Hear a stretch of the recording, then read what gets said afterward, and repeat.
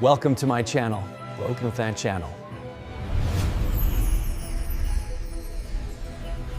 Rain had been falling over Lockdown since 6:30 in the morning, which was no reason for anyone to get out of bed. Hamish Macbeth considered this a matter of principle. He lay beneath his blankets, listening to the steady drumming against the window of his police cottage. The rain came down with such determination that it seemed determined to wash the entire Highlands into the sea. Hamish yawned. Towser, his dog, opened one eye. "Don't look at me like that," Hamish said. Towser looked at him exactly like that. Hamish sighed and pulled the blanket higher. There were advantages to being a policeman in a small Highland village. One of them was that nothing much happened before breakfast. Another was that, when something did happen, there was usually someone else who wanted to deal with it. He had just reached this satisfactory conclusion when the telephone rang. Hamish stared at it. The telephone rang again. Towser raised his head. "Ignore it," said Hamish. The telephone rang a third time. Hamish closed his eyes. "If it's important, they'll ring again." It rang a fourth time. Hamish groaned, climbed out of bed, and shuffled across the cold floorboards. He picked up the receiver. "Macbeth," a sharp voice answered. "Where the devil are you?" Hamish glanced down at himself. "In my house. I know you're in your house. I'm asking why you're not at the station." "Because it's raining." There was a pause. The voice belonged to Sergeant Fraser, who had learnt over the years that arguing with Hamish was like trying to persuade a Highland cow to change its mind. "There's been a complaint." "What sort?" "Noise." "That's not much of a crime." "It was at the Inverlochoway Arms." Hamish brightened slightly. "Is there coffee?" "Macbeth." "All right, I'll come." He hung up. Towser wagged his tail. "No," said Hamish. The tail stopped. "You stay here." Towser looked wounded. "You'll only get wet." Towser immediately lay down. Hamish smiled. "At least one of us has sense." 20 minutes later, Hamish was sitting in the corner of the Inverlochoway Arms, with a mug of coffee between his hands. The rain battered the windows. Outside, Lockdown was wrapped in grey mist, with the dark hills rising beyond it like enormous sleeping animals.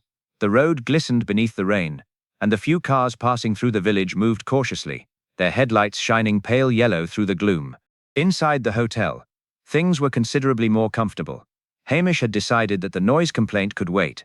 The noise, as it turned out, had consisted of a loud argument between a tourist and the hotel manager concerning the quality of the tourist's breakfast. The tourist had wanted eggs cooked properly.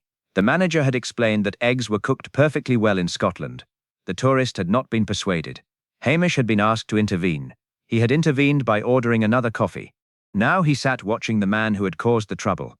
He was English. Hamish had known this before the man spoke.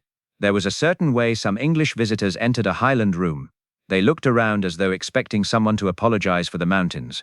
This particular man was in his late 50s, tall and silver-haired, with an expensive waterproof jacket and polished walking boots that had never encountered mud.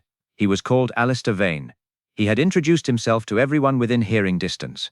"I've just purchased an estate in the area," he had announced. No one had asked. That was perhaps the first thing the villagers disliked about him. The second was that he had purchased Dunbury Estate.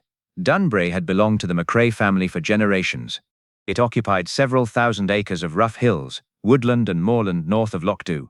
For years, it had been empty except for sheep, deer, grouse and the occasional trespassing teenager. Then Alistair Vane had arrived and bought it. He had already announced plans to renovate the old estate house.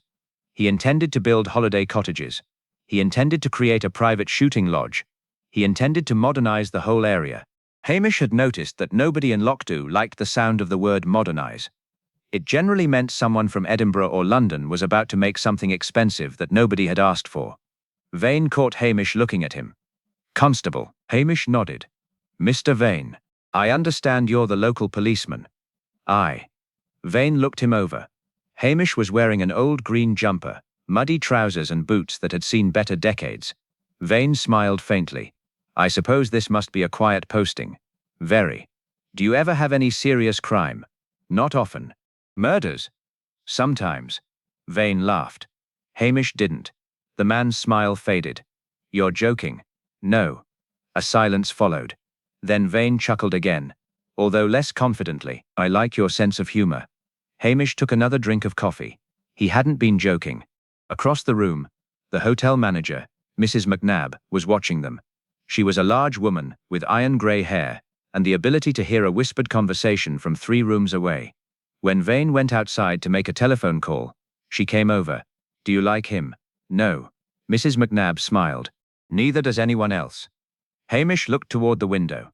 Vane stood beneath the hotel awning, speaking rapidly into his mobile phone. "Why?"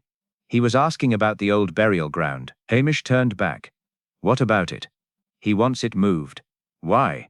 "Because he wants a new road." Hamish frowned. "There's a burial ground on Dunbury land." "Aye. Very old one." "How old?" "Older than you." "That's not difficult." Mrs. McNabb gave him a suspicious look. "You've been drinking too much coffee." "I haven't." "You've had 4 cups. That's not too much." "It's nearly lunchtime." Hamish considered this. "You're right." She walked away. Hamish looked again through the window. Vane had finished his telephone call, but he wasn't coming back inside. Instead, he stood staring toward the mountains. For a moment, something about his expression changed. The confidence disappeared. His shoulders stiffened. He looked frightened. Hamish watched him carefully. Then Vane turned and caught him watching. The frightened expression vanished. The wealthy Englishman smiled. Hamish looked away. He had learned long ago that people told you more when they believed you weren't paying attention.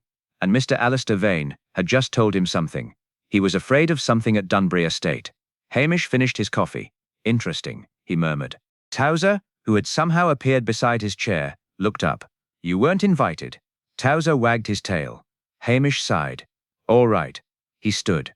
"Let's go and find out what the Sassenach is frightened of." By late afternoon, the rain had stopped. The clouds lifted just enough to reveal the dark shoulders of the mountains. Hamish drove toward Dunbury in his police car, with Towser sitting beside him. He had told himself he was going because Sergeant Fraser had asked him to check whether the estate's new security arrangements were legal. This was not true. He was going because he was curious. Curiosity was dangerous.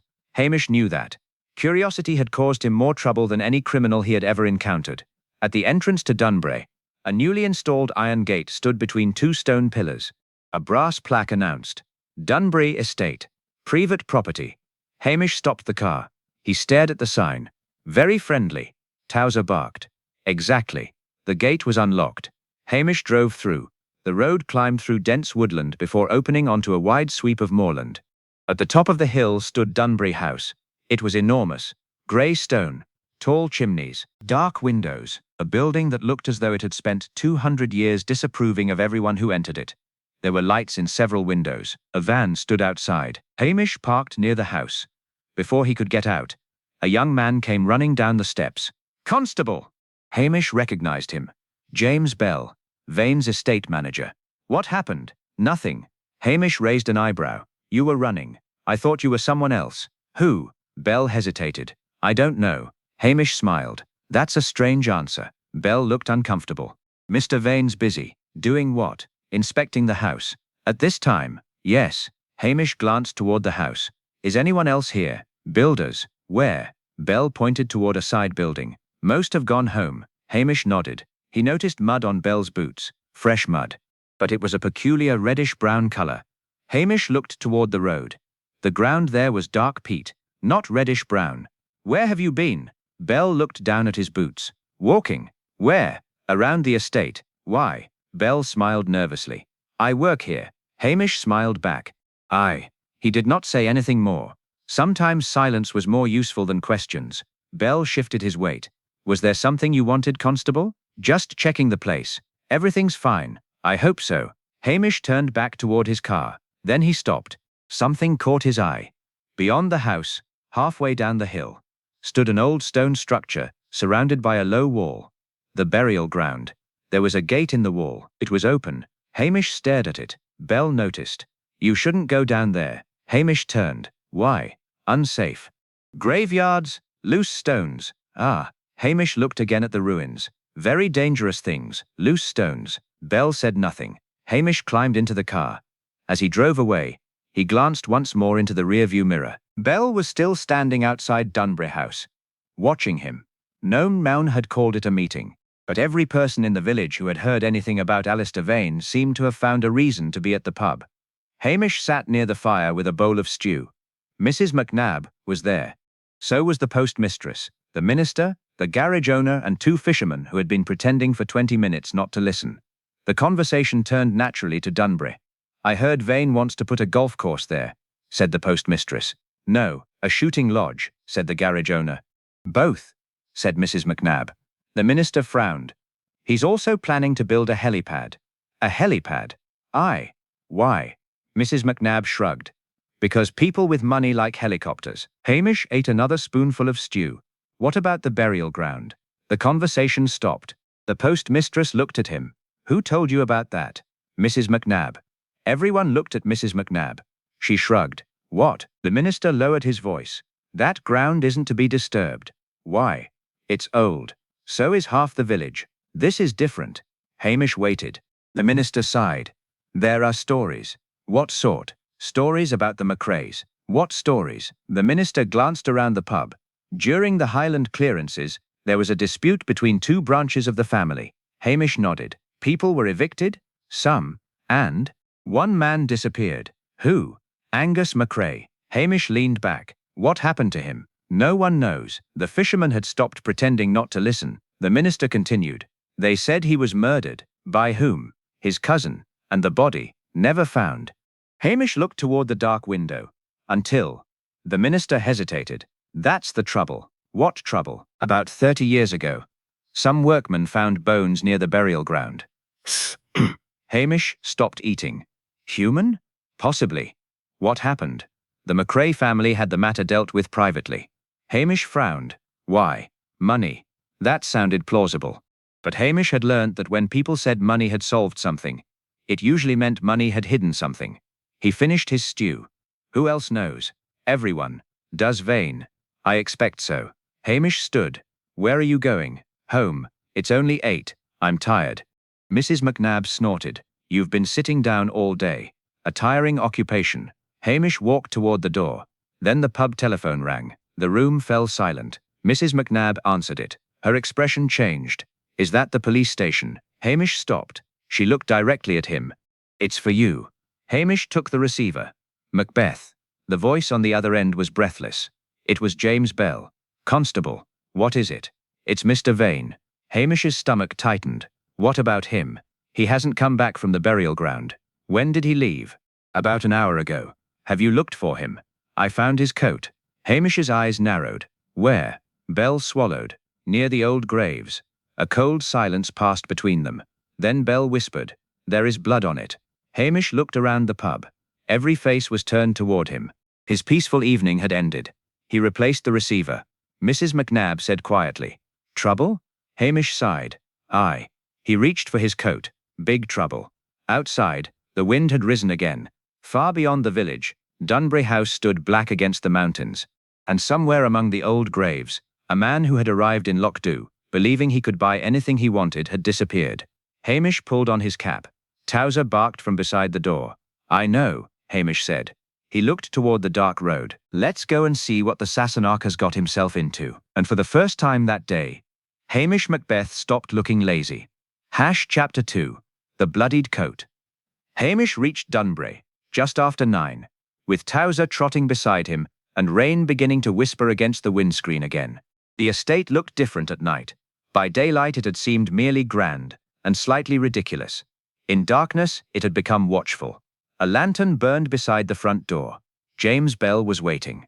"You took your time." Hamish climbed out of the car. "Aye." Bell stared at him. "Were you expecting me to run?" "I expected you to hurry." "That would have been disappointing." Bell looked toward Towser. "Is the dog coming?" "He usually does." They walked down the slope toward the burial ground. Hamish noticed that Bell kept glancing behind them. "Afraid of something?" "No." "You're looking behind you." "I thought I heard something." "What?" Bell stopped. "Nothing." Hamish looked at him for a long moment. A useful sound. The burial ground lay behind a low stone wall. Several ancient gravestones leaned at drunken angles among the grass. The oldest stones were almost swallowed by moss. At the far end stood a ruined chapel with half its roof missing. A coat lay beside the gate, dark wool. Expensive. Hamish crouched beside it. There was blood on the left sleeve. Towser sniffed the coat and sneezed. "Quite," Hamish murmured. Bell swallowed. "I told you." "You did." "Is he dead?" "I don't know." "He must be." "Why?" Bell stared at him.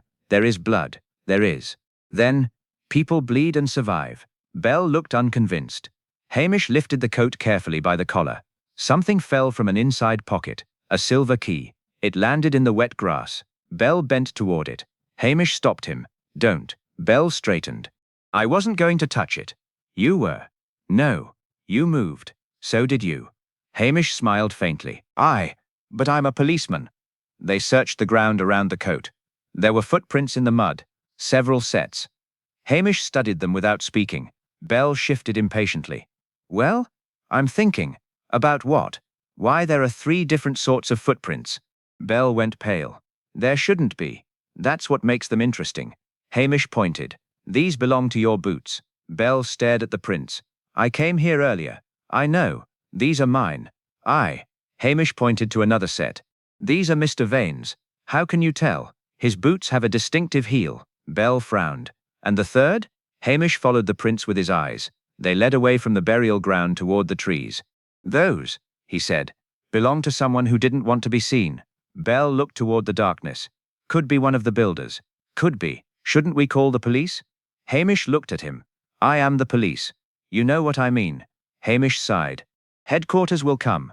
Bell's expression tightened. Is that bad? For me, usually. A sound came from the trees. A branch snapped. Towser growled. Bell stepped backward. Hamish raised one hand. Stay here. He moved toward the trees. Constable. Hamish stopped. What? Bell's voice was low. Don't go in there. Hamish turned. For a moment, neither man spoke. Then Hamish smiled. You've said that twice tonight. Bell looked away. Hamish entered the trees. The ground was soft beneath his boots. Rainwater dripped from the branches.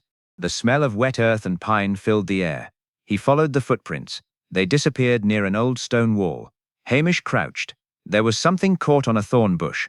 A scrap of dark blue cloth. He pulled it free. It was not from Vane's coat. Hamish examined it. Then he heard footsteps behind him. He turned. No one. The forest was empty. But the footsteps came again. Closer. Hamish reached instinctively toward the baton at his belt. Come out. Silence. Then Towser barked from the burial ground. Hamish ran back. Bell was standing alone beside the gate. The coat was still there. The key was gone. Hamish stopped. Where's Towser? Bell pointed toward the chapel. He ran in there. Hamish crossed the grass quickly.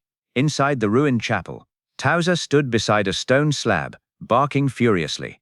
Hamish approached. Behind the slab lay a man's hat. Black, wet. Blood marked the brim. Hamish picked it up. There was a name written inside. A. Vane. Bell appeared in the doorway. Is he there? Hamish looked around the chapel. No. Then where is he? Hamish walked outside. The wind had strengthened, pushing clouds across the moon. He looked toward the hills. That's what we're going to find out. Bell stared at him. You don't think he's dead? Hamish glanced at the bloodied hat. I think someone wants us to think he is. A car engine sounded in the distance. Headlights appeared on the road. Hamish recognized the dark official car immediately. He groaned. Who's that? Trouble, Hamish said. The car stopped. 2 doors opened. A broad man in a raincoat climbed out. DCI Blair had arrived. He looked at Hamish, then at Bell, then at the bloodied hat. His face hardened. Macbeth, he said. Tell me you've managed not to interfere. Hamish looked at the muddy ground. I've done my best. Blair snorted. I doubt that. He walked toward the burial ground. Hamish followed. Behind them, Towser whined softly. The night had become colder, and somewhere beyond the trees, unseen eyes were watching them. Hamish knew one thing already. Alistair Vane had not simply disappeared. Someone had arranged the scene, and whoever had done it knew exactly what the police would find. Hamish slipped the scrap of blue cloth into his pocket. He did not mention it to Blair. There were some things best kept quiet until they had ripened into useful information. Besides, Blair had a remarkable talent for stepping on clues while explaining how clever he was. Hamish glanced at Bell. The estate manager was watching him. Not Blair, him. That was interesting. Hamish wished he had stayed in bed. He could have been drinking coffee. Instead, he was standing in a graveyard with a missing millionaire, a nervous witness, and Blair. Chapter 3. DCI Blair takes charge. DCI Blair stood in the middle of the burial ground with his hands planted firmly on his hips, looking as if he had personally invented the rain. He was a large, red-faced man with thinning hair and a mustache that seemed permanently offended. Where is Vane? Hamish shrugged.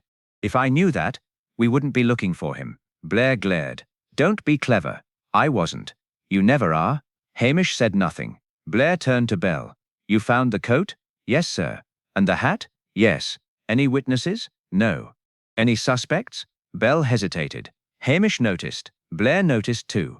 Well, Bell swallowed. There are people in the village who don't like Mr. Vane. That isn't unusual, Hamish said. Blair spun around. Macbeth. I? Go and wait by the car. Hamish looked toward the police vehicle. Why? Because I'm taking charge. Hamish nodded. Good. Blair frowned, apparently disappointed that Hamish had not argued. Did you hear me? Aye. Then move. Hamish walked toward the car. He did not hurry. Blair watched him go. Useless, he muttered. Hamish smiled to himself. That was exactly what he wanted Blair to think. Inside the car, Towser sat on the passenger seat, looking wet and offended. You're not getting in trouble, Hamish told him. Towser sneezed. Neither am I. Towser stared at him. Hamish sighed. Well, probably not. Through the windscreen, Hamish watched Blair question Bell. The conversation was difficult to hear, but Blair's voice carried. You were the last person to see Vane. Yes. When? About 8. And you admit you knew he was going to the burial ground? Yes. Why didn't you stop him? Bell looked confused. He owns the estate. That doesn't answer my question. Bell lowered his eyes.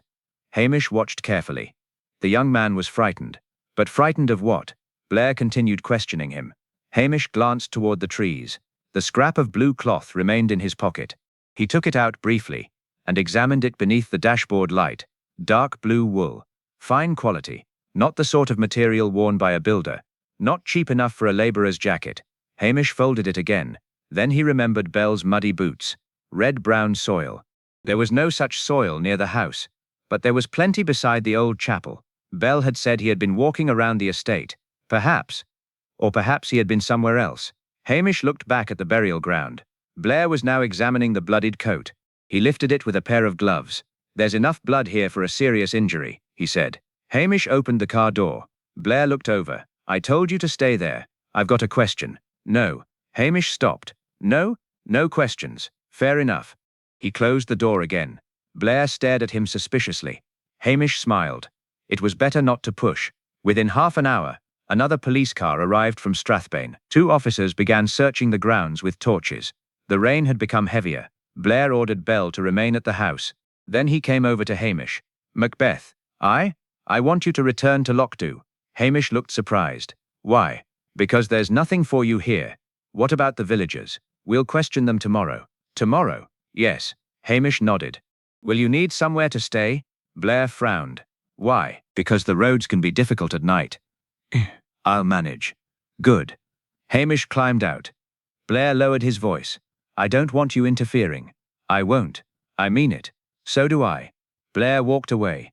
Hamish watched him disappear into the house. Towser nudged his hand. What? The dog stared toward the chapel. Hamish followed his gaze. A small light flickered inside. Someone was there. Hamish moved silently across the grass. He reached the chapel wall and waited. The light vanished. Hamish listened. Nothing. He stepped through the broken doorway. The room was empty. The hat was gone. Hamish's eyes narrowed. Someone had removed it. He crouched beside the stone slab. There, in the mud, was a fresh footprint. Small. The heel was narrow. Not Vane. Not Bell. Not Blair. Hamish touched the edge of the print. Still wet. Whoever had been here had left only moments earlier. Hamish stood. He looked through the doorway. The police officers were still searching the burial ground. Nobody appeared to have noticed. He smiled faintly. Someone was playing a game.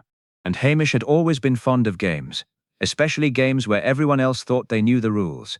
He returned to the car. Towser climbed in. Home, Hamish said. But he did not start the engine. Instead, he watched Dunbray House. One upstairs window was illuminated. A shadow moved behind the curtain. Hamish leaned forward. The shadow disappeared. Then the light went out. He sat there for another minute. Something was wrong with Dunbray. It was not simply that Vane had vanished. There was something older underneath it. The burial ground. The missing McCrae. The bones discovered decades ago. And now Vane had disappeared beside the graves. Hamish started the engine. On the way back to Lockdow, he stopped at the crossroads. A figure stood beside the road. Hamish braked. It was a woman. She wore a dark coat and carried an umbrella. Hamish lowered the window. Need a lift? She looked at him. No. It's raining. I know. Hamish recognized her. Isabel Grant. She lived alone in a cottage near the loch, and was known for knowing everyone's business. You've been to Dunborough, Hamish said. She stiffened. No. Hamish smiled. Your boots are muddy. So are yours. I. He glanced at the road behind her. Why were you there? I wasn't. Were you looking for Mr. Vane? She looked toward the hills. Then she whispered. You should leave this alone. Hamish's smile disappeared. Why? Because the last man who asked questions about Dunborough disappeared. Angus MacRae. Her eyes widened. Hamish knew then that she knew the name. Who told you that? No one. She stepped backward. Go home, Constable. Then she turned and walked away into the rain. Hamish watched her disappear. Towser barked. Aye, Hamish said quietly. I think tomorrow is going to be a busy day. For the first time, Hamish was not thinking about coffee. He was thinking about a missing man, a forgotten grave, and a woman who had just lied to him. He drove toward Lochdew. Behind him, Dunborough House vanished into the rain, but Hamish had the uneasy feeling that the estate was not finished with him yet. And somewhere inside its ancient walls, someone was already wondering how much the lazy policeman had discovered. Chapter 4. The Woman at the Post Office. By 7 the next morning, Lochdew had decided that Alistair Vane was dead. This was not because anyone had found his body. By breakfast, someone claimed that 3 heads had been found. That was not reassuring. Hamish sat at the counter of the Inverlochy Arms, drinking coffee and eating toast. 3 heads. Aye, said Mrs. McNabb. Whose? No one knows. Hamish nodded solemnly. Very efficient murderer. Mrs. McNabb gave him a look. You're not taking this seriously. I am. You're smiling. I smile when I'm worried. You never smile. Exactly. You'll need that. Hamish looked at it suspiciously. Why? Because DCI Blair has been asking for you. Hamish's appetite vanished. Tell him I'm ill. I already did. What did he say? He said you were probably faking it. Hamish sighed. Blair was becoming annoyingly perceptive. At 9, Hamish reported to Dunborough House. 2 Strathbane officers were searching the grounds, while Blair stood in the entrance hall barking instructions. Macbeth. Aye? Where were you last night? Driving home. After that? Home. Anyone see you? No. Blair's eyes narrowed. You were at the burial ground after I told you to leave. Hamish shrugged. I went for a walk. You disobeyed me. I must have misunderstood. You've got a remarkable ability to misunderstand orders. Thank you. It wasn't a compliment. I know. Blair walked away. Hamish looked around the entrance hall. Dunborough House was larger inside than he had expected. Portraits covered the walls. Men in military uniforms stared down at him with expressions of hereditary disappointment. A woman came down the staircase. She was perhaps 35. Tall, elegant, and dressed in a dark green coat. Hamish recognized her from photographs he had seen in the local paper. Miss Vane. She stopped. Who are you? Constable Macbeth. Her expression tightened. I'm Eleanor Vane. Mr. Vane's daughter? Yes. I didn't know he had a daughter.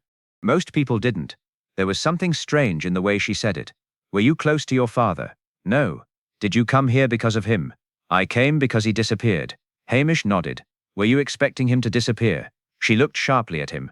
No. Your father was planning changes to Dunborough. I know. Did you approve? No. Why not?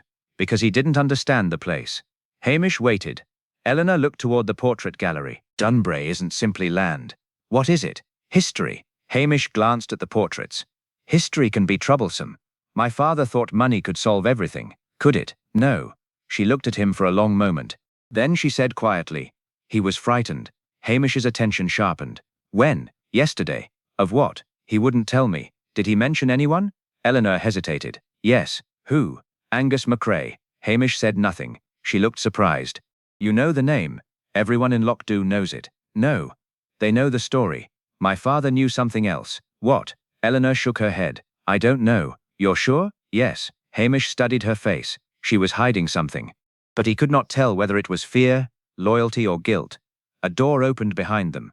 James Bell appeared. Miss Vane. Mr. Blair wants you in the library. She nodded.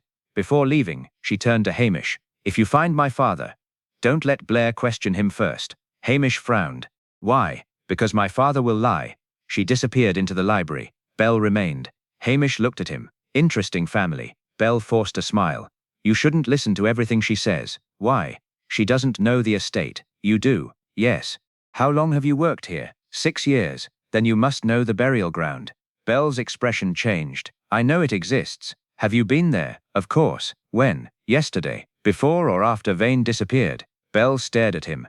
Before. Hamish nodded. What were you doing? Checking the wall. Why? Mr. Vane wanted it inspected. Hamish looked at Belle's boots. Clean. Yesterday they had been covered in reddish mud. Now they were spotless. You've cleaned your boots. Belle looked down. They were muddy. From the burial ground. Yes. Hamish smiled. That's useful. Belle's face hardened. What do you mean? Nothing. Hamish walked away. Outside.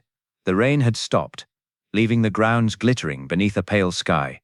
He headed toward the post office. If there was one place in Lockdow where secrets went to die, it was the post office. If there was another, it was the pub. Mrs. McCall, the post mistress, was sorting letters when Hamish entered. Don't ask, she said. I haven't. You're here about Vane. I knew you would be. What did you hear? She leaned closer. Vane received a letter yesterday. From whom?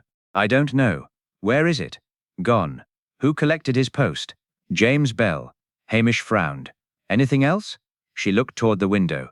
A woman came in yesterday asking about Dunbury. What woman? I don't know her. What did she look like? Dark hair. Green coat. Hamish thought of Eleanor. Eleanor Vane? No. Are you sure? Yes. Mrs. McCall lowered her voice. She asked about the old McRae burial ground. Hamish felt a chill.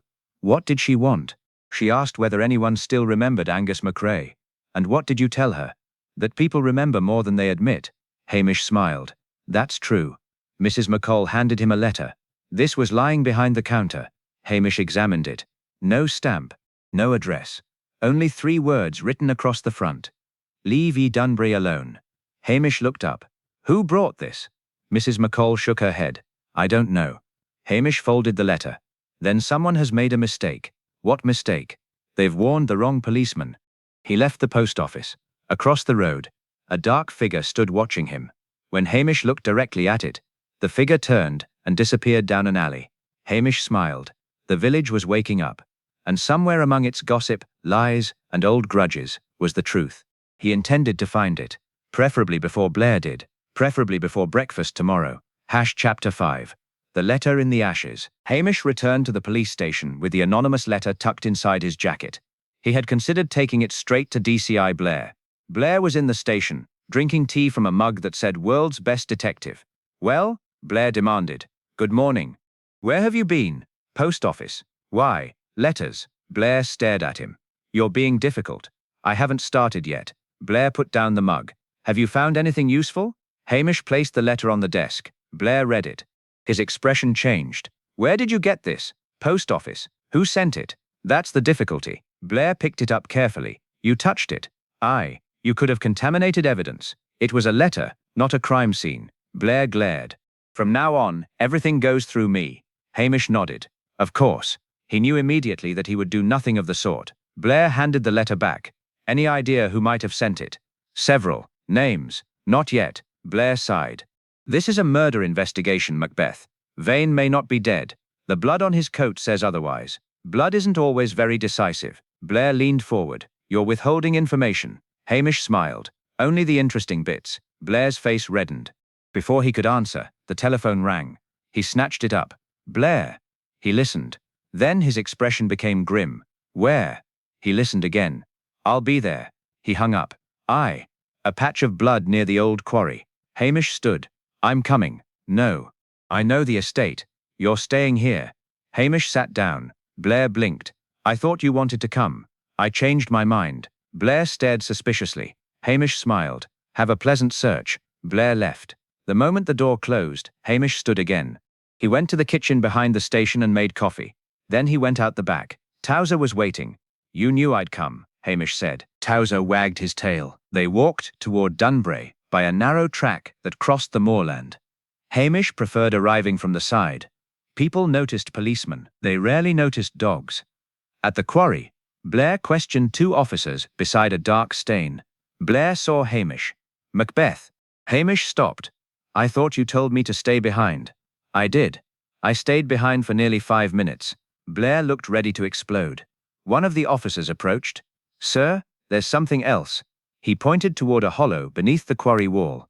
A woman's glove lay there, green wool. Hamish recognized the color.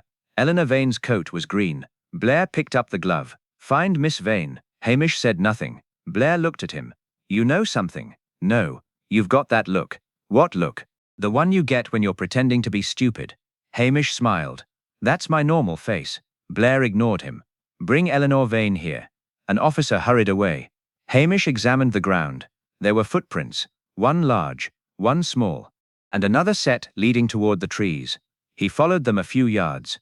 A broken branch caught his eye. Beneath it lay a brass button. He picked it up. It bore the crest of Dunbury.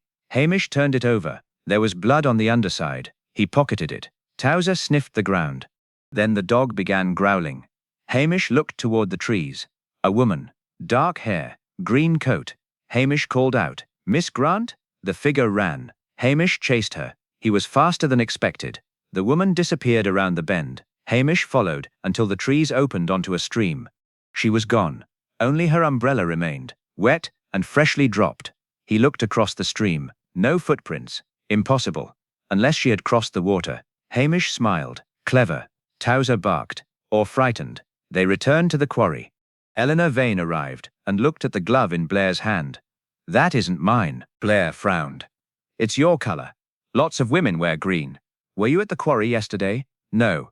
"Where were you?" "At the house." "Anyone confirm that?" "James Bell." Hamish watched Bell. He looked uncomfortable. Blair turned to him. "Is that true?" Bell nodded.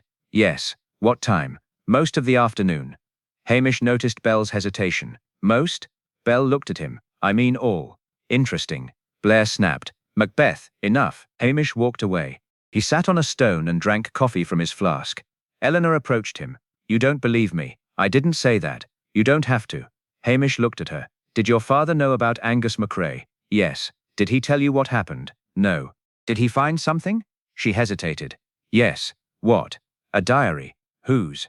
"Angus MacRae's." Hamish lowered his flask. "Where is it?" "My father kept it in his study." "Is it still there?" "I don't know." "Then we should find out." She looked toward the house. "Someone has already searched the study." "Who?" "I don't know." Hamish stood. "That's becoming a common answer." Eleanor almost smiled. Then she whispered, "My father wasn't killed because of money." "What was it?" "Something written in that diary." Before Hamish could ask another question, a shout came from the house. Everyone turned. James Bell was running down the steps. "Constable!" Hamish hurried toward him. Bell was pale. "The study," he gasped. "What about it?" "The fire." Hamish entered the house. Smoke drifted beneath the study door. Inside, flames licked at a wastebasket. Papers burned within it. Hamish grabbed the basket and threw it onto the stone hearth. Among the ashes lay a half-burned page. Only one sentence remained readable. "The man who found the body was not the man who killed him." He stared at the words. Then he looked at Bell. Bell's face had gone white. Hamish understood something important. The killer was not hiding a murder. Hundes, someone was trying to destroy the story behind it. And whoever had burned the diary knew exactly what Hamish was beginning to suspect. Dunbury had kept it secret for generations. Now somebody was willing to kill to keep it buried. Chapter 6. The Missing Diary. The fire in the study was out within minutes. Hamish stood beside the hearth, watching smoke curl toward the ceiling. The room smelled of burnt paper and expensive furniture. DCI Blair entered behind him. "What happened?" "Someone tried to destroy a diary." Blair looked at the blackened wastebasket. "Whose diary?" "Angus MacRae's." Eleanor Vane followed them. Her face was pale. "My father kept it there." Blair turned on her. "You knew about this diary?" "Yes, and you failed to mention it." "I didn't think it mattered." "It matters now." Hamish crouched beside the hearth. Most of the pages had become ash, but one corner remained intact. He lifted it carefully. There was writing on the reverse. A date. 1847. Below it were three names. Angus MacRae, Malcolm MacRae, Duncan Vane. Hamish looked up. "Vane?" Eleanor nodded slowly. "That was my great-great-grandfather." Blair frowned. "Why would his name be in a diary from 1847? "Because he owned Dunbury then," Eleanor said. Hamish looked at the surviving fragment. "There's something else." "What?" He turned the paper. Words remained visible, not buried, hidden beneath the old stones. Blair read them. "What does that mean?" Hamish shrugged. "Probably means exactly what it says." Blair looked irritated. "Macbeth, this isn't a game." No. Hamish stood. That's why I'm worried. A knock sounded. James Bell entered. Mr. Blair, we've searched the grounds. And? Nothing. No sign of vein? None. Any more blood? Bell shook his head. Hamish watched him. Where were you during the fire? Bell looked at him. Outside. With whom? No one. Hamish nodded. Bell's answer had come too quickly. Did you hear anything? No. Smell smoke? Bell hesitated. Yes. When? Just before I raised the alarm. Hamish smiled faintly. So you smelled smoke before you noticed the fire? Bell frowned. Yes. Interesting. Blair interrupted. Enough. He turned to Bell. Take me to the servants' entrance. Bell left with him. Eleanor remained. You don't trust him, she said. I don't trust many people. You trust yourself? Not always. She looked toward the burned diary. My father found that journal 3 months ago. Hamish looked at her. Why didn't you tell me? He threatened me. Your father? Yes. What did he threaten? To send me away. Where? London. Hamish grimaced. That is a serious threat. Eleanor almost smiled. My father wanted the diary because he believed it proved Dunbury belonged to him in a way no lawyer could challenge. Legally? No. Then how? She lowered her voice. The diary claimed the estate was taken through a betrayal. Hamish waited. Angus MacRae was supposed to inherit part of Dunbury. Instead, his cousin accused him of stealing money. Angus disappeared.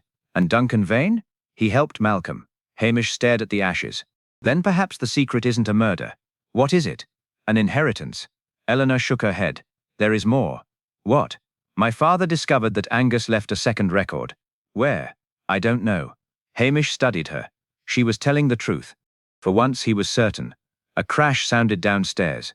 They both turned. Hamish ran into the corridor. Blair was standing beside a broken display cabinet. Bell was on the floor. What happened? Blair pointed. He slipped. Hamish looked at Bell. The estate manager had fallen beside a glass case containing family documents. One drawer was open. Inside, a leather folder was missing. Hamish glanced at Blair. Was that locked? Yes. Who had the key? Blair looked at Bell. Bell shook his head. I don't know. Hamish crouched beside him. Did you take it? No. Did someone attack you? No. Then why did you fall? I slipped. Hamish looked at the polished floor. It was dry. You slipped on what? Bell said nothing. Hamish noticed a tiny smear of mud beside the cabinet. Fresh. He followed the marks toward the servants' corridor. The trail ended at a back door. Beyond it, rain fell steadily. Someone had escaped through there. Hamish stepped outside. The footprints led across the garden and vanished near the stone wall. Towser sniffed the ground. Then he pulled toward the hedge. Hamish followed. Caught among the branches was a small piece of leather. The missing folder had been bound in leather. He examined it. There was a faint smell of smoke. And beneath the smoke, something else. Lavender. Hamish remembered the woman he had seen near the quarry. Isabel Grant. She always smelled of lavender. He returned inside. Blair was questioning Bell again. Hamish said nothing. Announcing a suspicion too early was like shouting at a rabbit. It simply ran away. Instead, he went to the kitchen. Mrs. McNabb had arrived with sandwiches. Coffee? She asked. Aye. You look troubled. I've discovered that rich people have too many secrets. You've only just discovered that? True. She watched him eat. Who are you thinking about? Isabel Grant. Mrs. McNabb stopped. Why? She was near the quarry. That doesn't mean anything. No. Hamish ate. What was she doing at Dunbury yesterday? Mrs. McNabb lowered her voice. She used to work there. Hamish stopped. When? Years ago. For the MacRaes? No. For the Vane family. What did she do? Housekeeper. Hamish nodded slowly. Why did she leave? Mrs. McNabb looked toward the kitchen door. Because she knew something. What? I never found out. Hamish finished his sandwich. Neither have I. Thunder rolled across the hills. Hamish looked through the window toward Dunborough House. A figure stood on the upper balcony, watching him.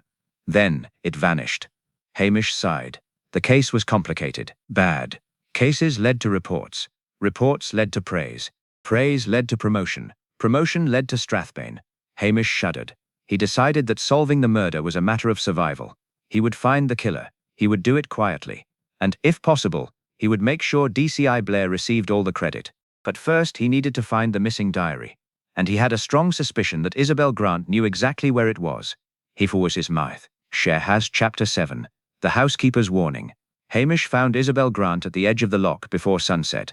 She stood beneath a rowan tree, watching the water turn silver beneath the evening sky. The rain had stopped, but the wind remained, carrying the smell of peat smoke from the village.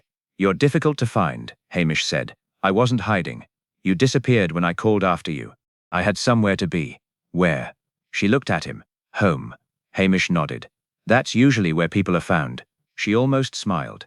Then she noticed Towser. "He's a handsome dog. He knows." Isabel looked toward the loch. "You shouldn't have come. I've heard that several times this week." "Then you should listen."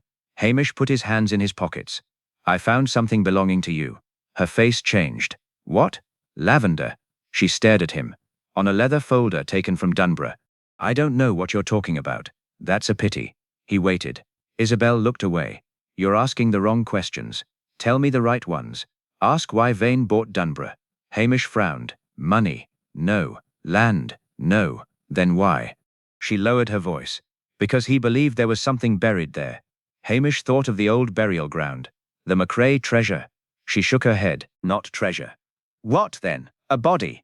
Hamish's expression hardened. "Whose?" "Angus McCrae's." "You said the body was never found." "It wasn't." "Then why would Vane believe it was there?" "Because he found proof." "What proof?" "A map." "Where is it?" "Gone." "Taken by whom?" Isabel looked toward the road. "By the same person who took his diary." Hamish watched her carefully. "You know who that is?" "I know who might be." "Who?" She hesitated. "James Bell." Hamish frowned. "Why?" "Because Bell wasn't hired by Vane." "What do you mean?" "He worked for the previous owners." "The McCraes?" "Yes." "How long?" "Since he was 17. Hamish's mind began fitting pieces together. Then he knew the estate before Vane arrived. He knew every path, every ruined wall, every locked room. Did he know about Angus? He knew the stories. And the map? "I don't know." Hamish believed her. That worried him. People who knew less were often more dangerous than people who knew everything. A gull cried overhead. Isabel stepped closer. "Listen to me, Constable. Vane made enemies because he was arrogant. But the person you're looking for has waited years. For what? To reclaim something. Land, perhaps. Revenge, perhaps. Then what is the secret?" Isabel looked directly into his eyes. "Angus McCrae wasn't murdered because of money." Hamish waited. "He was murdered because he discovered someone was stealing from the estate." "Who?" "The family." Hamish frowned. "Which family?" "The McCraes." She took a breath. "Someone had been selling land illegally. Angus found out. He threatened to expose them. They accused him of theft first. And Duncan Vane helped them." "Yes." "Then Vane's ancestor was part of the crime." "Not just part of it." Isabel's voice became bitter. "He profited from it." Hamish looked toward Dunborough. "And now Vane found the truth." "Yes." "Which means someone wanted him silenced." Isabel nodded. "Who?" "I don't know." "You've been very helpful." "I haven't finished." She reached into her coat and produced an envelope. Hamish took it. Inside was a photograph. It showed 4 people standing outside Dunborough House. One was Alistair Vane. Another was James Bell. The third was Eleanor Vane. The fourth was an older woman Hamish didn't recognize. On the back, someone had written, "One of them knows where the body is." Hamish turned the photograph. "Who is the woman?" "Agnes Kerr." "Who?" "The former housekeeper." "Where is she now?" "Dead." "When?" 6 years ago. Hamish looked at Isabel. "How? Officially?" "Heart failure." "And unofficially?" Isabel's expression was grim. "She was found in the chapel." Hamish felt a chill despite the mild evening. "Why didn't anyone investigate?" "Because no one wanted trouble with the estate." "Did you?" "I left Lochdu." "Why return?" "I didn't." Hamish looked puzzled. "You're here." "I came back because Vane sent me a letter." "What did it say?" "That he had found Angus." Hamish's eyes narrowed. "Alive?" "No." She shook her head. "He found the place where Angus had been buried." Hamish glanced toward Dunborough. "Then the killer knows." "Yes. And you?" "I know enough to be frightened." Hamish folded the photograph. "Why give this to me?" "Because Blair will arrest the wrong person. That happens. Then you must stop him." Hamish sighed. "That's difficult. You're the only one who listens." He looked at her. "I've been accused of many things." She smiled. "Take care, Constable." She turned away. "Isabel." She stopped. "Where was Agnes Kerr buried?" Isabel looked back. She wasn't. Hamish stared. "What?" Her grave was empty. Before he could ask another question, she walked toward the village. Hamish remained beneath the rowan tree. Towser sniffed the envelope. Don't eat it. The dog looked offended. Hamish looked toward Dunbury, a body that had vanished. A housekeeper whose grave was empty. A diary someone had burned. A map that had disappeared, and now a photograph proving that several people connected to the estate had known one another long before Vane arrived. He had spent years pretending to be a lazy policeman because it kept life simple. Unfortunately, Dunbury had no interest in simplicity. Hamish put the photograph into his pocket. "Come on, Towser." The dog followed. "Let's find a grave that isn't there." As they walked back toward Loch Dhu, Hamish noticed a figure standing in an upstairs window of Dunbury House. The curtain moved. Then the figure disappeared. Hamish stopped. Towser growled. For once, Hamish agreed with him. Someone had been watching their conversation. And whoever it was, had just learnt that Hamish Macbeth was no longer merely investigating a missing man. He was digging into a secret that had survived for generations. Secrets, Hamish knew, were like peat fires. They could remain hidden for years. But once someone stirred them, they could burn down everything. Chapter 8. The Empty Grave. Hamish spent the following morning avoiding DCI Blair. This was not difficult. Blair spent most of it at Dunbury, shouting at his officers and demanding that somebody find Alistair Vane. Hamish, meanwhile, had breakfast at the hotel, visited the post office, and spent 20 minutes discussing fishing with a man who had no interest in fishing. By 11, Hamish had learned 3 useful things. First, Vane had received a letter before disappearing. Second, James Bell had lied about where he had been. Third, Agnes Kerr had supposedly been buried 6 years earlier, yet Isabel claimed her grave was empty. The third fact bothered him most. Hamish drove to the village cemetery with Towser. The cemetery sat behind the church, surrounded by a stone wall and a line of wind-bent trees. The minister was trimming the grass beside the path. "Looking for someone?" he asked. "Agnes Kerr." The minister stopped. "Why?" "Routine." "There's nothing routine about you." Hamish smiled. "Where's her grave?" The minister pointed toward the far corner. "Row 17. Hamish walked there. The grave was marked by a simple stone. Agnes Kerr, 1941, 2020. He crouched beside it. The earth looked undisturbed. He glanced at the minister. "Has this grave been opened?" "Not since the burial." "Are you sure?" "Quite." "Who attended?" "Several people." "Anyone from Dunbury?" The minister hesitated. "James Bell." Hamish looked at him. "Anyone else?" "Alistair Vane." Hamish frowned. "Vane attended Agnes Kerr's funeral?" "Yes." "Why?" "I assumed they were acquainted." Hamish stood. "Did you see the coffin?" The minister looked offended. "Of course." "Was it sealed?" "Yes." "Did anyone carry it into the church?" "The undertaker." "Who was that?" "Mr. MacLeod." Hamish nodded. "Where is he?" "His shop is beside the old bridge." Hamish thanked him and left. At the undertaker's shop, Mr. MacLeod was polishing a brass handle. When Hamish asked about Agnes Kerr, the old man became unusually quiet. "I remember her. Did you prepare her coffin?" "Yes." "Did you see the body?" "No." Hamish waited. MacLeod sighed. "She died in hospital." "Then who delivered the body?" "The hospital did." "Did you open the coffin?" "No." "Why not?" "Because I was told it was sealed." "By whom?" "Mr. Vane." Hamish's eyes narrowed. "Alistair Vane?" "Yes." "Why would he arrange the coffin?" "I don't know." "Did Agnes have family?" "A niece in Inverness." "Did she attend?" "No." Hamish thanked him. Outside, Towser sniffed the pavement.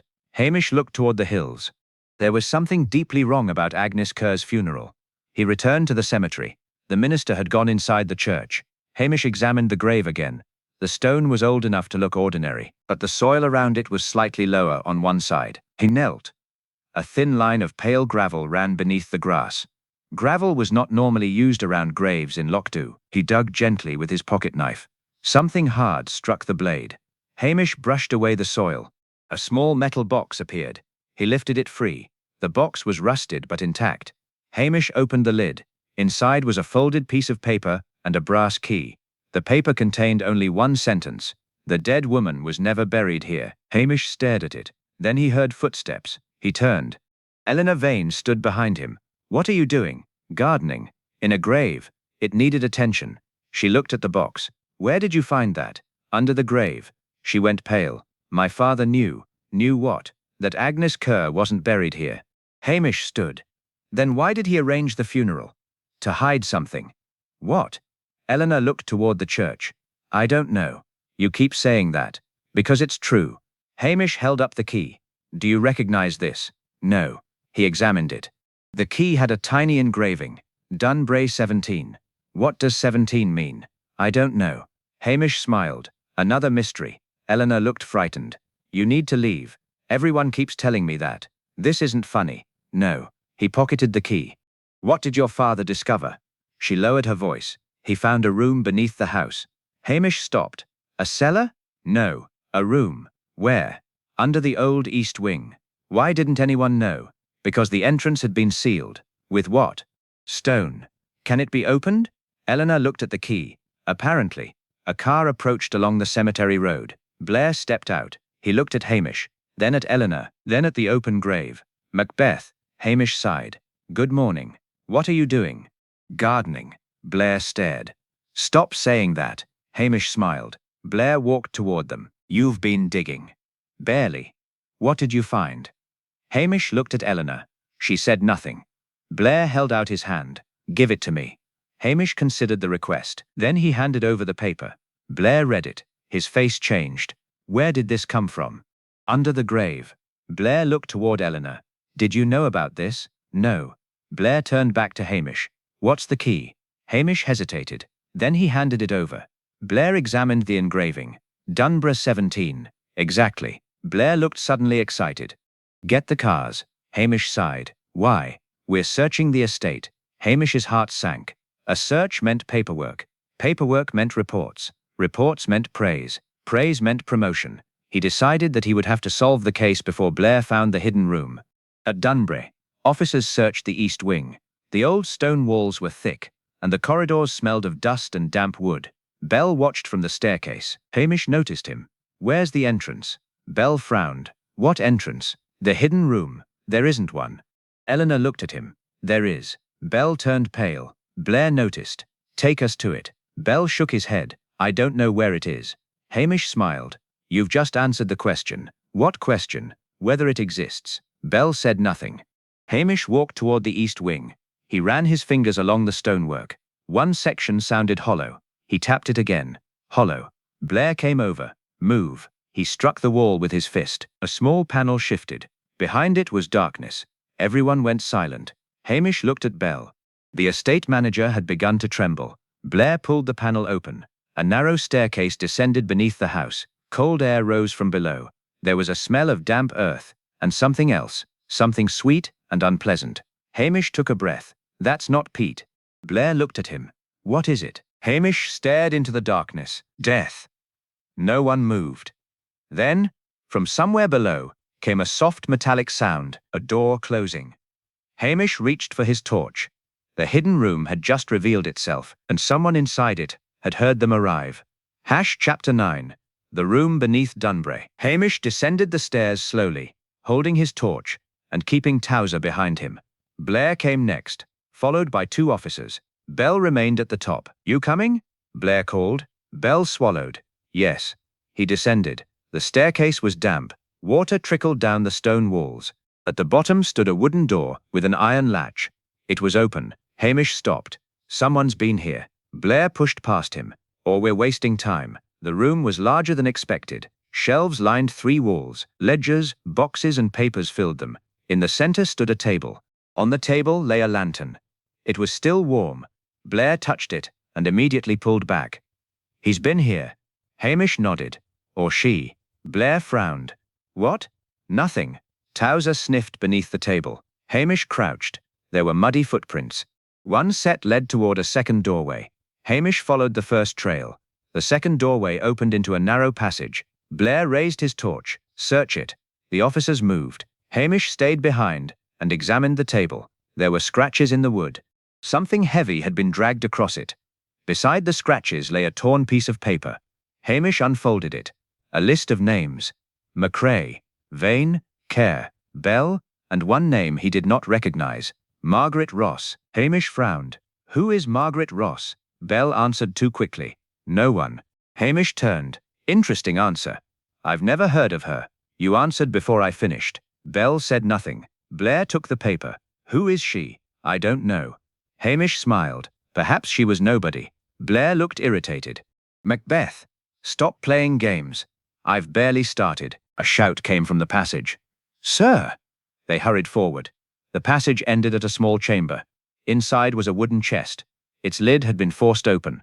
There was no body, but blood stained the floor. Fresh blood stained the floor beside the chest. Blair crouched. Vein. Hamish examined the stain. Possibly. A small handprint marked the wall. Blair stood.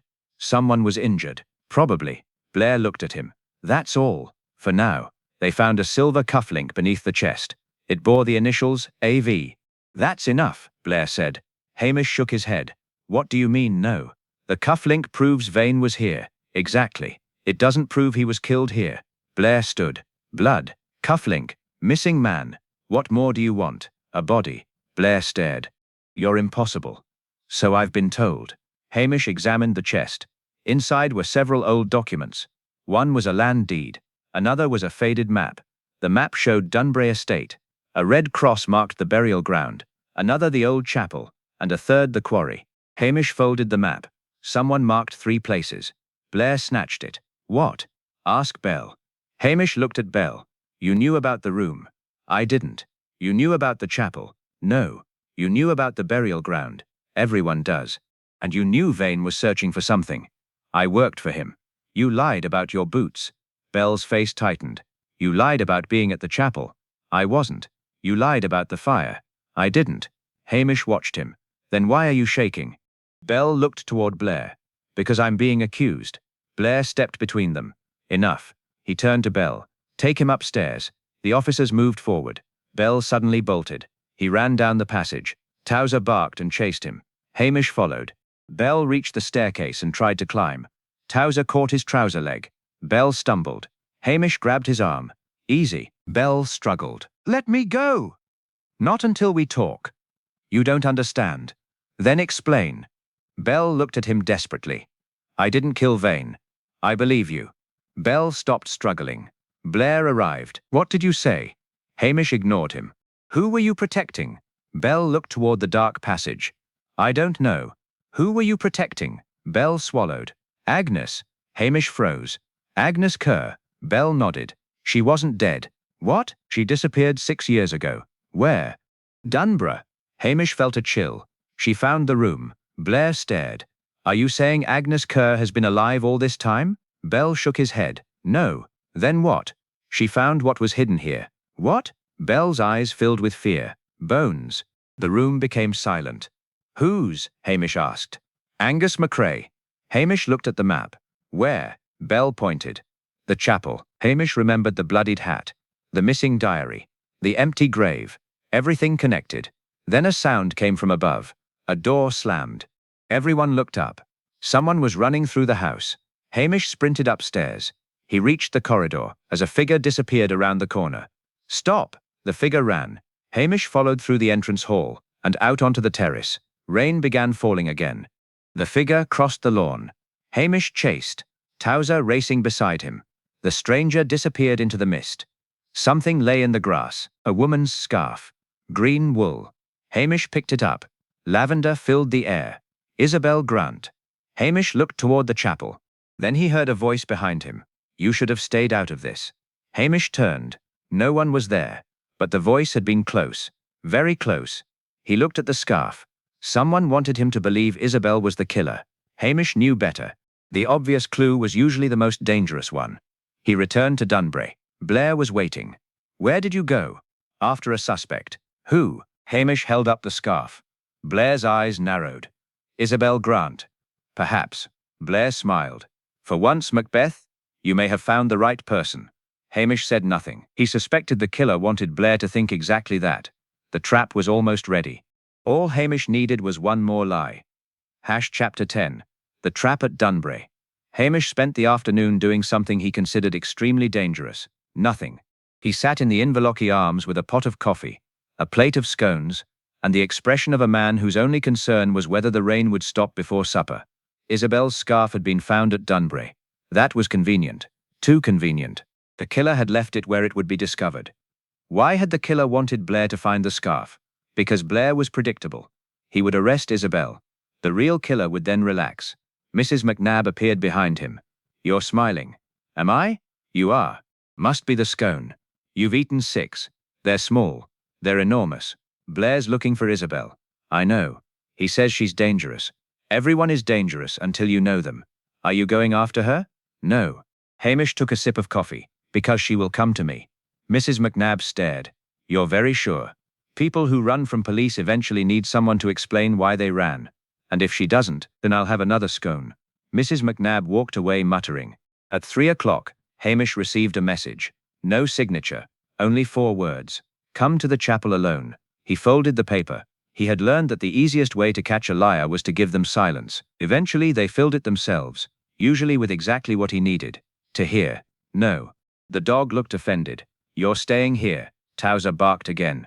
You're staying. Towser sat down. Good boy. He drove to Dunbury alone. He parked near the chapel and walked toward the old burial ground. The wind moved through the grass. Inside the ruined chapel, a lantern burned. Isabel stood beside the stone slab. You came. You shouldn't have. You've said that before. She looked tired. I didn't leave the scarf. I know. Then why did you bring it? Hamish held up the green scarf. To see what you'd say. Isabel stared at it. You think someone is framing me? I do. Who? I'm hoping you'll tell me. She shook her head. I don't know. Tell me about Margaret Ross. Isabel went still. Where did you hear that name? Dunbury. She was Agnes Kerr's sister. She was. Why wasn't she mentioned before? Because she died before Agnes. How? An accident. Or so everyone said. Everyone says a lot. Isabel looked toward the doorway. Margaret discovered that Angus McCrae had not been killed by the family. Then who killed him? Someone outside the family. Who? A servant. Which servant? Isabel whispered. Agnes Kerr. Agnes? She was young then. She saw Angus arguing with a man near the chapel. Who? Duncan Vane. Hamish's mind raced. That doesn't fit. No. Then why accuse Agnes? Because Duncan was protecting someone. Who? Isabel looked at him. His wife. Hamish blinked. The motive was jealousy. Partly. What happened? Angus had discovered an affair. With whom? Isabel's voice dropped. Duncan's wife. So Angus knew too much. And Duncan killed him. Then who? Isabel shook her head. That is the secret. He stepped toward the doorway. A shadow crossed the entrance, then disappeared. But footprints led toward the house. He followed them. The prince stopped at a side door. The door was unlocked. Hamish entered. Inside, the corridor was dark. A smell of smoke lingered in the air. He heard a click. The door behind him locked. Very clever. A voice came from the darkness. You should have stopped. Hamish recognized it. James Bell. Why? Because you kept looking. That's generally what policemen do. You weren't supposed to. Bell stepped into the light. His face looked exhausted. You think I killed Vane? I think you know who did. Bell laughed bitterly. You don't understand. Try me. Vane found the bones. I know. He found the diary. I know. He found the second diary. Hamish's eyes narrowed. Where? Here. Bell pointed toward the floor. The old room. Why didn't you tell Blair? Because the second diary names everyone. Everyone involved. Bell nodded. Duncan Vane, his wife, Angus, Agnes, and someone alive today. Hamish looked at him. Who? Bell hesitated. Then a noise came from upstairs. Bell looked frightened. She knows we're here. Who? Before Bell could answer, a heavy object crashed above them. Hamish moved toward the stairs. Bell grabbed his arm. No, let go. She'll kill you. Who? Bell whispered the name. Eleanor Vane. The grieving daughter. The woman who had always seemed frightened. The woman who knew about the hidden room. The woman who had told him not to let Blair question her father. Hamish suddenly understood. She had not been afraid of her father. She had been afraid of what he knew. A door upstairs opened. Eleanor appeared at the top of the staircase. She held a pistol. Hamish raised his hands. That's unnecessary. Her face was wet with tears. You ruined everything. I've been accused of that before. You found the diary. No. She looked confused. I found enough. She pointed the gun. Where is it? I don't have it. She stared at him. Liar. Hamish shrugged. I'm a policeman. It's practically expected. Bell stepped between them. Eleanor, stop. She looked at him. You were supposed to keep him away. I tried. Not very hard. Eleanor's hand trembled. Then footsteps sounded outside. Blair shouted, Police! Eleanor turned. Hamish moved. He knocked her wrist aside. The pistol fell. Bell kicked it away. Blair and the officers burst through the door. Within seconds, Eleanor was handcuffed. She began crying. "My father ruined everything," she whispered. Hamish looked at her. What did he ruin? The truth. That was the trouble with secrets. Everyone believed they owned them, until someone else discovered them. Outside, rain began falling over Dunbury. Hamish looked toward the dark hills. He was already thinking about how to explain everything to Blair, preferably in a way that made Blair believe he had solved it. After all, Hamish had no desire for promotion, and certainly no desire to leave Lockdown. Chapter 11. The Truth Beneath the Stones. Eleanor Vane spent the night in the small interview room at Lockdown police station. Hamish spent it avoiding her. This was partly because he disliked interviews. It was mostly because he disliked paperwork. DCI Blair, however, enjoyed both. By midnight he had already written 6 pages of notes, drunk 3 cups of tea, and announced twice that the case was solved. Hamish sat outside the station with Towser. "You've done well," he told the dog. Towser wagged his tail. "Blair thinks Eleanor killed her father." Towser yawned. "I agree." The dog looked at him. Hamish sighed. Not entirely. The truth was more complicated. Eleanor had certainly tried to frighten him. She had lied. She had hidden information. She had possessed a gun. But she had not killed Alistair Vane. Hamish was almost certain of that. The blood on Vane's coat had been too carefully displayed. The missing diary had been burned at precisely the right moment. The scarf had been planted. And Bell had been frightened enough to protect someone. There was another problem. Alistair Vane was still missing. If Eleanor had killed him, where was the body? At 1:30, Hamish returned to Dunbury. The estate was silent beneath a clear sky. The moon illuminated the old chapel. Hamish walked to the burial ground. Towser followed. "You stay here." Towser sat. Hamish entered the chapel. The stone slab remained where they had found the hat. He crouched and examined the floor. There were scratches. He remembered Bell's words. The bones. The second diary. The chapel. Hamish looked around. Then he noticed something peculiar. One of the stones beneath the altar was newer than the others. He pressed it. It moved. Hamish smiled. Of course. He pushed harder. The stone shifted aside, revealing a narrow cavity. Inside was a tin box. Hamish opened it. There was a diary, and beneath the diary lay a man's signet ring. The initials were A.V., Alistair Vane. Hamish sat back. So Vane had been here. But why? He opened the diary. The first pages were written in an old-fashioned hand. Angus MacRae. The final entries, however, were written recently. Alistair Vane. Hamish read silently. Vane had discovered that the family records had been falsified. Angus MacRae had not been murdered because of an affair or stolen money. He had discovered that Duncan Vane and several estate officials were secretly selling sections of Dunbury land. Angus intended to expose them. Duncan confronted him at the chapel. But Duncan had not killed him. Someone else had. Agnes Kerr. She had struck Angus accidentally during a struggle. He died. Terrified, Agnes and Duncan concealed the body. Years later, Agnes confessed everything to Duncan's descendants. That was why the secret survived. Hamish turned another page. There was a recent entry. "I found the bones. I also found the person who knows where they are." The name beneath it was James Bell. Hamish closed his eyes. So Bell had known, but why protect him? He heard footsteps outside. Hamish extinguished his torch. The chapel door opened. Someone entered. Hamish remained still. A match flared. James Bell stood beside the entrance. He carried a lantern. "You found it," Bell said. Hamish stepped from the shadows. "Aye." Bell closed his eyes. "I knew you would." "Where is Vane?" Bell looked toward the floor. "Alive." Hamish stared. "Where?" "In the old mine." "Why?" "Because he was injured." "By whom?" Bell hesitated. "Eleanor." Hamish frowned. "Not killed." "No." "Then why did she shoot at me?" "She thought you had the diary." "Why?" "Because Vane told her that if the truth came out, she would lose everything." Hamish looked at him. "And you?" "I wanted the truth exposed." "Then why hide it?" "Because I knew what would happen." "What?" "People would blame Agnes. She was already dead." "Exactly." Bell looked toward the ancient stones. "She spent her entire life believing she had murdered Angus. But it was an accident." She didn't believe that. Hamish understood. Bell had been protecting Agnes's memory. He had hidden evidence because he feared the story would be simplified into murder. "Take me to Vane," Hamish said. Bell nodded. They left the chapel. The old mine lay beyond the northern ridge. Inside a small shelter, they found Alistair Vane lying beneath blankets. His face was bruised. but he was alive. When he saw Hamish, he groaned. "I suppose Blair sent you?" "No." Vane looked surprised. "Then who?" "Curiosity." Vane almost laughed. "He'll never believe it." Hamish examined his injuries. "What happened?" "Eleanor attacked me." "Why?" "She discovered I intended to sell Dunbury." "Why?" Vane looked ashamed. "Because I had debts." Hamish nodded. "And the diary?" "I found it." "Then someone attacked you." Vane looked at Bell. "Not him." "Who?" Vane swallowed. "Eleanor."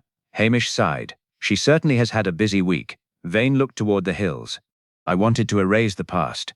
"You can't." "I know." Hamish helped him stand. They returned to Dunbury before dawn. Blair was furious. He had expected Eleanor to confess. Instead, he found Vane alive, Bell cooperating, and Hamish carrying the missing diary. Blair stared. "Where did you find that?" Hamish shrugged. "Under a stone." "You knew it was there?"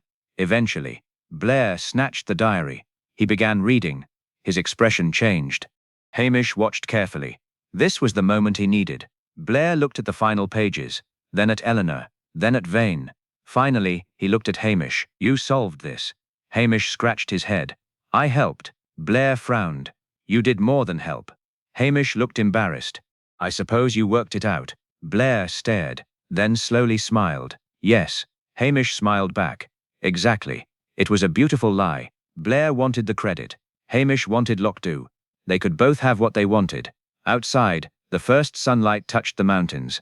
For the first time in days, Dunbury looked less like a haunted estate and more like an old house. The secret had finally been uncovered. But Hamish knew secrets never truly disappeared. They merely became stories. And stories, unlike murders, had a habit of surviving. Chapter 12. Coffee, rain, and no promotion. By 7 the next morning, Lockdoux had returned to normal. This meant that everyone knew what had happened at Dunbury, although nobody agreed on the details. According to Mrs. Macnab, Alistair Vane had been shot. According to the postmistress, he had been stabbed. The garage owner insisted that he had been buried alive. Hamish listened to all three versions while drinking coffee at the Inverlochy Arms. "Which one is true?" Mrs. Macnab asked. "None."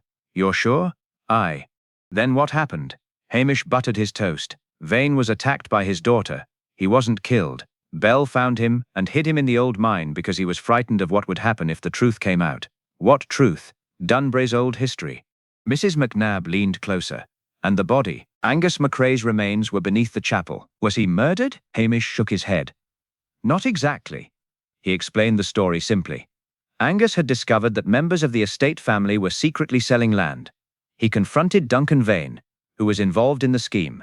Agnes Kerr witnessed their argument. During the struggle, Angus was struck and died. Agnes and Duncan concealed the body. Years passed. The truth became a family secret. Eventually, Agnes confessed to her descendants. Alistair Vane discovered the records and found Angus's remains. Instead of exposing the truth, he tried to use it for his own advantage. Then Eleanor learnt what he intended. She attacked him. She had not planned to kill him, but fear had made her reckless. James Bell found him and hid him. The diary survived. The truth survived. And, to Hamish's relief, nobody had been promoted. "That's terrible," Mrs. Macnab said. "What is?" "That you solved another murder and still haven't learned anything." "I learnt plenty, such as," Hamish thought. "Never buy a Highland estate." Mrs. Macnab laughed. Before Hamish could answer, the station telephone rang. He stared at it. Mrs. Macnab smiled. "You'd better answer." "I don't think so. It could be important." "That's the trouble." The telephone rang again. Hamish sighed and picked it up. "Macbeth." Sergeant Fraser's voice sounded cheerful. "Congratulations." Hamish's stomach dropped. "For what?" "The Dunbury case." "That's good. Blair's report says you assisted him in solving it." "Excellent. He's recommending you." Hamish felt cold. "For promotion." Hamish nearly dropped the receiver. "I don't want promotion. Everyone wants promotion. Not me." "You should be pleased." "I am." "You don't sound pleased." "I've got a sore throat." Fraser sighed. "Blair says you're wasted in Lockdoux." Hamish looked through the window. The village stretched peacefully beneath the grey sky. Smoke rose from chimneys. Fishing boats moved across the loch. The mountains stood beyond them, dark and familiar. "I don't think I'm wasted." "You can't stay here forever." "I can try." He hung up. Mrs. Macnab was waiting. "Well, promotion." She laughed. You look terrified. I am. You solved the case. Aye. You can't hide forever. I've done fairly well so far. At that moment, DCI Blair entered. He looked exhausted. Macbeth. Hamish nodded. Morning. Blair held out his hand. Hamish shook it reluctantly. You did good work. Thank you. I've put your name forward. I heard. You deserve it. Hamish looked toward the door. That's very kind. Blair frowned. Something wrong? No. You don't want it. Hamish smiled. I enjoy the quiet. Blair laughed. Quiet? Lockdo. Aye. You're strange. I've been told. Blair left. Hamish waited until the door closed. Then he looked at Mrs. McNab. Think he'll change his mind? No. Damn. Outside, Towser barked. Hamish went to the door. What is it? Towser stood beside the police car, holding something in his mouth. Hamish walked over. It was a fishing glove. Hamish took it. Where did you find this? Towser wagged his tail. Hamish looked toward the lock. Then he laughed. Not today. The dog looked disappointed. We've had enough mysteries, Towser barked. All right, maybe one small mystery. They walked toward the shore. The wind blew across the water, carrying the familiar smell of salt, peat, and rain. Hamish felt something he had not felt in several days. Peace. Dunbury would remain standing. The old stones would remain where they were. The dead had finally been named. The living would have to answer for their choices. And Lockdo would gossip about it for years. Hamish considered that a fair ending. At the hotel, Mrs. McNab had prepared a fresh pot of coffee. He sat by the window. Towser curled beneath the table. Outside, rain began falling again. Hamish smiled. Rain meant fewer tourists. Fewer tourists meant fewer complaints. Fewer complaints meant fewer reports. And fewer reports meant fewer opportunities for someone in Strathbane to remember that he existed. He took a long drink of coffee. The telephone rang. Hamish ignored it. It rang again. He looked at Towser. Towser looked back. Don't answer it. The telephone rang a third time. Hamish sighed. He stood slowly. All right. He picked up the receiver. Macbeth. A woman's frightened voice answered. Constable. I think someone has broken into my house. Hamish closed his eyes. For one glorious second, he considered hanging up. Then he heard Towser bark. Hamish reached for his coat. Where are you? The woman gave him an address. Hamish sighed. I'll come. He hung up. Mrs. McNab watched him from behind the counter. Another mystery? Aye. Trouble. Probably. Hungry? Hamish smiled. Always. He glanced once at the dark hills and smiled. Lockdo was home. And home was worth every inconvenience, every murder, and every unwanted promotion that came his way tomorrow. He stepped outside into the rain. Towser followed. Together they walked down the wet road, toward another Highland problem. Behind them, the coffee grew cold. Ahead waited another house, another secret, and another reason for Hamish Macbeth to pretend he was exactly what everyone believed him to be: a lazy policeman, a slow thinker, a reluctant hero, and, for as long as he could manage it, the happiest constable in Scotland.